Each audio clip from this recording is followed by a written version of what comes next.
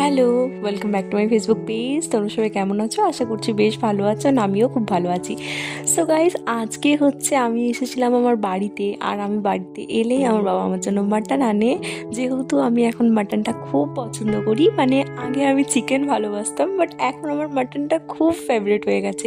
So যখনই আমি বাড়িতে আসি তখনই আমার বাবা আমার জন্য নিয়ে আসে, আর সেটাকে মা অনেক সুন্দরভাবে রান্না করে।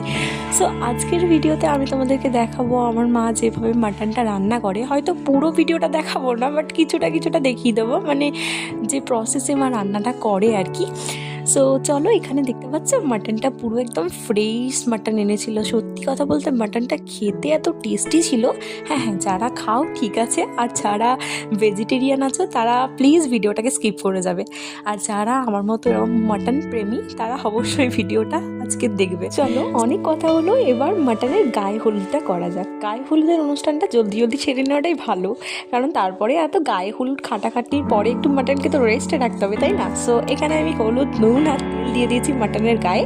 এটা তো এখন সুন্দরভাবে মাটনটার গায়ে হলুদ করে দিলাম আমি। আর তোমরা কারা কারা আছো যারা এরকমভাবে মাটনের গায়ে হলুদ করতে খুব ভালোবাসো? আর দেখতে পাচ্ছ মাটনের পিসগুলো এক একটা কি লোভনীয়, তাই না? সো চলো, এখন এবার হবে একটুখানি রেস্টে রাখতে হবে। এখানে মাটনটা ম্যারিনেট করা হয়েছিল একটুখানি সর্ষের তেল, একটুখানি হলুদ, নুন দিয়ে, আর কিছুক্ষণ মানে ওই আধা ঘন্টার মতো ওটাকে রেস্টের মধ্যে রাখতে হবে। তারপর কড়াইয়ে বেশ খানিকটা তেল দিতে হবে, যেহেতু মাটন রান্না হচ্ছে। সো তারপর না এই পেঁয়াজ আর একটু পরে তেজপাতা একটুখানি দিয়ে দিতে হবে, আর গোটা গরম মশলাও কিন্তু দিয়ে দেবে। এখানে মা ভুলে গেছিলো, তারপর কিছুক্ষণ পর মা ওটা অ্যাড করেছিল।